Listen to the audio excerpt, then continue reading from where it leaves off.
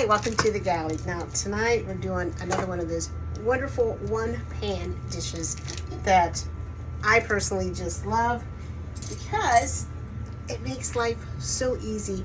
So they're perfect for those easy weeknight dinners or those lazy Sunday suppers. And this one, Greek chicken and orzo pasta. I've got 3 boneless skinless chicken thighs. But in the recipe I called for 4. I just didn't have 4, but it's just really nice. So I'm going with 3. It's going to be fine. I did chop them up fairly small, and I made a batch of my Greek seasoning blend, and I'm going to do 2 teaspoons of that and toss my chicken in it. If you don't want to make the whole seasoning blend, then on the recipe I have an easier, quicker version for you for just doing a little thyme and a little oregano. I'm going to do, now I've got pepper in that seasoning blend, so I'm not adding any pepper, but I am going to do probably a half of a teaspoon of my kosher salt. I've got my big skillet. I don't know if you can see it. It's starting to smoke over there. So we're going to go and add a little oil and butter to that pan. I'm going to do a tablespoon of avocado oil and a tablespoon of butter. Now I'll cut this in pretty small pieces, so it's not going to take very long to brown. And we're not looking to cook it here. We just want to nicely brown it all the way around. So I'm going to add that to my skillet. And I just kind of want to spread it around, give it all of it its own space. And then I have a red onion and 1/3 of a cup, maybe a half of a red onion. And because this chicken isn't going to take long, I'm going to go ahead and add my onion and let that cook and brown with the chicken. Now, some of the things that we have here for this dish is chicken stock and lemon. I've got some oven-dried tomatoes that I did today. So amazingly delicious. You could just do cherry tomatoes, or you could do a sun-dried tomato. We've got Kalamata olives, one of my favorites, orzo. Make sure your orzo is unbleached, and garlic. Gotta have a lot of garlic. And then also, which I'm going to work on while this dish is cooking, is fresh spinach. So I have a head of fresh spinach, so I'm just going to take off those woody stems, and this is just something you can do while that's cooking, so you don't have to do it up in advance, and just give it a very rough chop. So that's all I'm going to do for the spinach. I also have some dill, and the dill, love the smell of fresh dill. I'm just going to chop this dill up, and it's just going to kind of be more like a garnish to finish the top.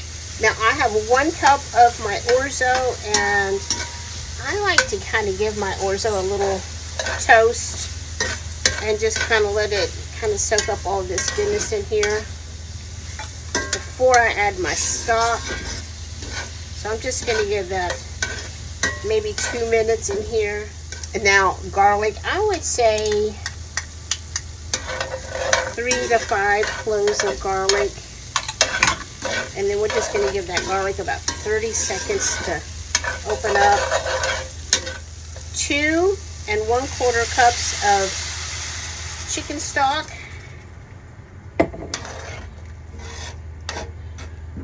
And I've got 1 whole lemon here. I'm going to zest half in now, and I'm going to zest half in later to finish it. I'm going to go ahead and do those tomatoes that I made. So now we're at this nice little simmer, and we're going to want to maintain that nice simmer with a lid on it 12 to 13 minutes. And in that time, stir it a couple times just to check on it, make sure it has enough moisture. And in that time, I'm going to work on my spinach.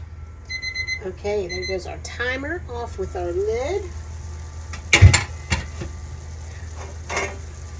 Oh, it looks just perfect. So I'm going to add my spinach and just kind of work it in and let it wilt And I'm also going to add my olives. I want my olives to overcook. I want them to stay, you know, a nice bite in there that you recognize. Now, I only put that salt in with the chicken when we seasoned the chicken. I haven't added any more salt because we got salt in those olives. We've got salt in the feta. So I really want to go easy on the salt. I can taste it and add some if I need to. I'm going to turn my heat off here. I'm going to add the rest of the zest from the rest of that lemon. And then we're going to squeeze the juice from half. Again, I'm going to taste and squeeze the other half. All lemons are different, so I hate to say like the juice of the whole lemon, because some lemons give you a whole lot. And some, like this one, don't want to give it up. A good 4 ounces of feta. I'm going to crumble that up in here. And I did save some feta to kind of sprinkle over the top. So I'm going to just crumble a little fresh feta over the top. You know, I didn't taste it. I think it's going to be perfect. I think that was enough lemon. I think that was enough salt.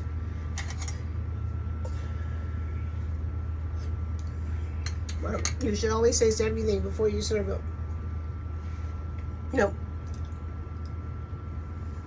I probably could have added a little lemon, but I think it's fine. And then some fresh dill. There you have it. Greek chicken and orzo one pot dinner. I'll see y'all later.